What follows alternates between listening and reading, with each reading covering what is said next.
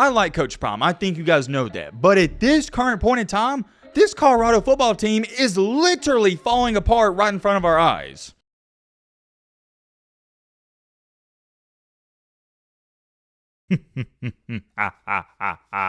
Another night, another prime time video. Look, man, I'm not beating around the bush. I know why you're here. You know why you're here. In tonight's video, we got to talk about the newest and new. I know there's a newer update every 4 or 5 hours, but this is the newest and new updates about Colorado, Coach Prime, and what's going on. And one of, if not the main topic of tonight's video is 51. 51.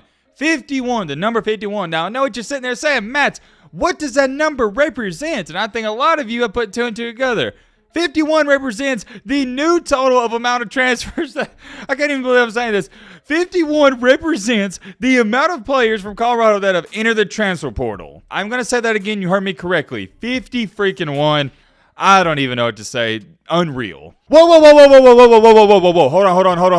Hold on. I know what a bunch of you are about to run to the comments and say. Matt, who cares? Get them bums out of here. Like you said, you got to clean the house. Those 50 guys, they're a part of the 1-11 team. We got to clean the house. Get the losers out. Hey, my friend, I've said it countless times. I'm with y'all on that. I agree. I got the Coach Carter mentality when it comes to this situation, but I need you to hear me out. Some of these new guys that have entered the portal are concerning to say the least. Because one of those 51 includes Tavon Beasley, who was a cornerback at Jackson State. He transferred into Colorado to play for Deion. So that guy wasn't a loser. He wasn't a part of that 1-11 team. And then also recently today, an offensive tackle that came in January, he announced he's entering the portal. This was an SEC offensive tackle. This wasn't some scrub. And also the newest and new updates we talked about earlier today, Coach Prime was cutting a bunch of these guys that were on the team. We already talked all about that in the video earlier today, so if you want to find out some more information about that, go watch this video. And the stuff I've told you up to this point in this video, that is just some of the stuff we're going to speak on. But here's what I will say, and I don't care how you feel about this situation. This is a cold, hard fact.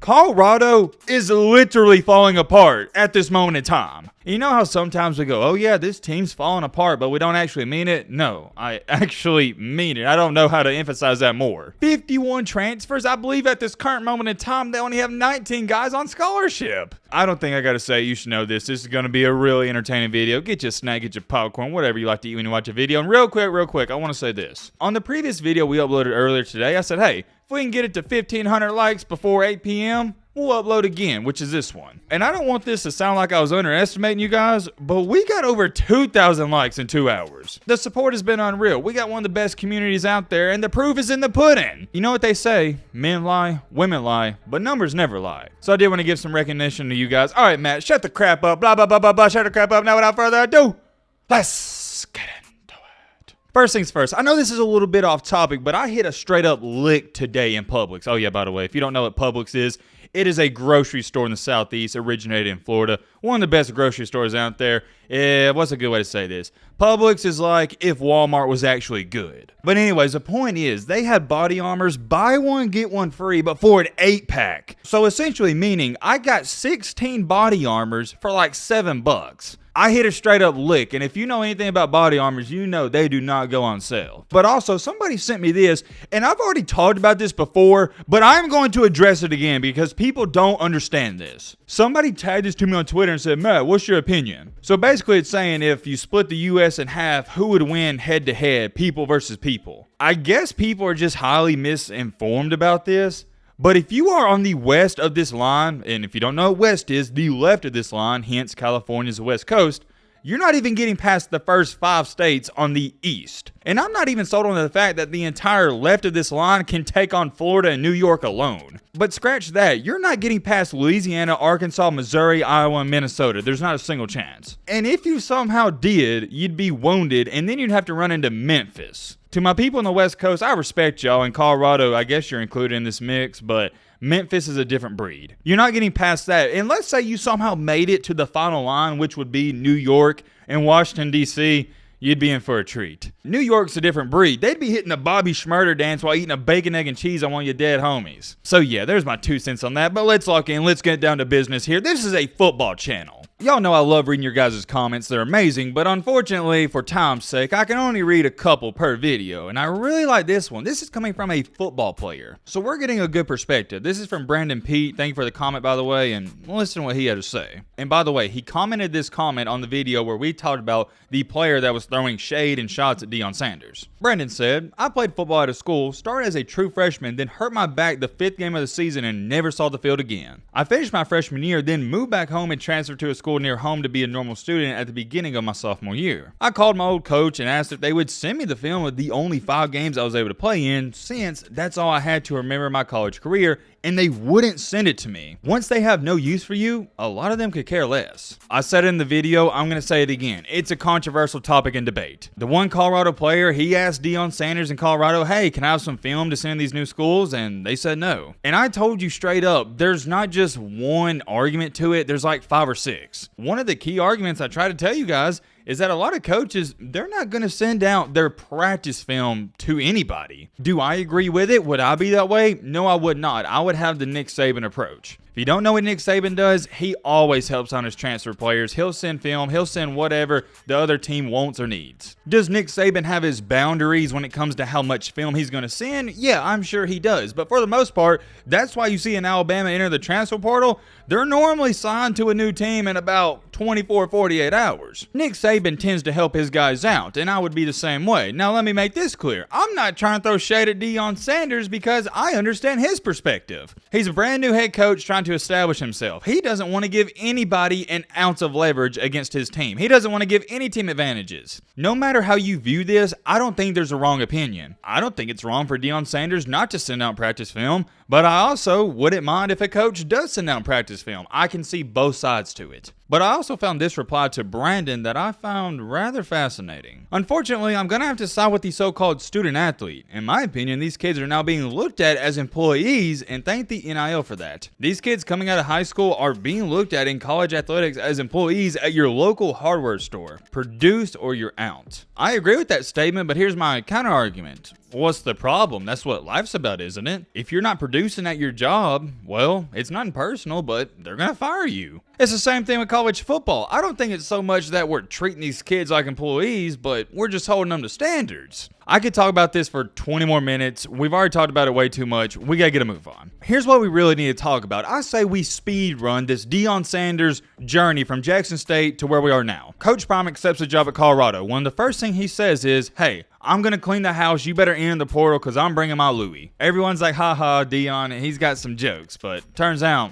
he wasn't joking. And weirdly enough, from December up until mid-April, there wasn't too much to talk about surrounding Deion in Colorado. Nothing was going on. The only major thing that happened for Colorado was they got Travis Hunter and Shedeur Sanders. Outside of that, pretty much it. They was just practicing, getting better, and surprisingly, not too many guys entered the portal up until the spring portal opened. Last Saturday, they have the spring game. They was airing it on national TV. It was on ESPN. They have a sellout crowd. It was amazing. It was an awesome environment. And then right after that game on Saturday, that's when all the chaos started to ensue. The big domino effect that started this all was Montana Lemonious Craig, the star wide receiver in the spring game. He announces he's hitting the portal. Then after that, in about 4 hours, 13 more players entered the portal. Then that number gets up to 17, and by the night ended, you had 20 players enter the portal in less than 24 hours. A couple days go by, that number just continues to slowly grow. A couple days ago, I think it was either 2 days ago or yesterday, it was at 41, and now we're over 50. And to go on top of all of that, you got players coming out saying, "Hey, Deion Sanders cut me, he won't give me my film," and yeah, it's been a mess. And the craziest part about all of that, I get it, it's overwhelming, trust me, I've been overwhelmed myself just trying to keep up with everything.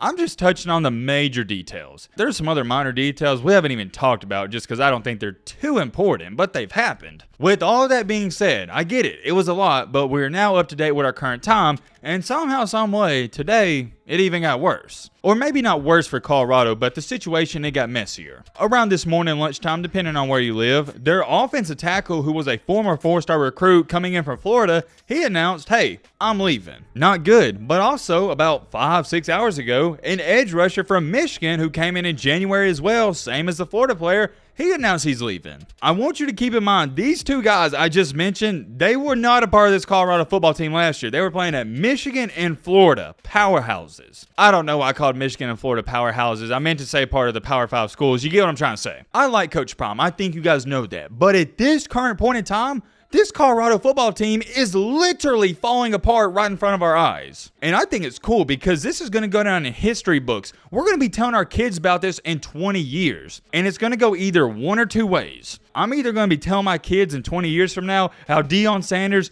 took over a terrible Colorado team and led them to 3 straight back-to-back-to-back national titles. Or, way number 2, I'm going to be telling my kids how Deion Sanders got hired at Colorado and it was the worst hire of all time and he got fired in 4 years. Obviously, I exaggerated that to a certain extent, but I think we can all agree we're in the same boat. This is either going to turn out to be really, really good or really, really bad. No in-betweens. And I got a question for y'all. Please, let me know in the comments. Would you do it any differently? And if you would, how? I mean, what would you change? Because me personally, I would do it the exact same way he's doing this. You got to get the bums and losers out. Sure, maybe a couple guys here and there left that, we didn't think was going to leave, but that's going to happen when you're doing a max exodus. Is that the right word to use? I think it is. I don't know if I've ever used that word in my life. Is that even a word? I don't know. We're going to roll with it. It sounded good. I think the greatest analogy I can use is, when you got that big wasp nest and you've been meaning to spray it, but you've been putting it off and it finally gets so big, you're like, okay, I got to spray it before it gets any bigger.